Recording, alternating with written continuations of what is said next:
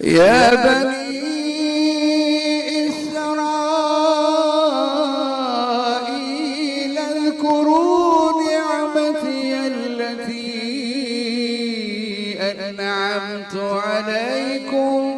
أنعمت عليكم وأني فضلتكم على العالمين. واتقوا يوما لا تجزي نفس عن نفس شيئا ولا يقبل منها شفاعة ولا يؤخذ منها عدل ولا هم ينصرون.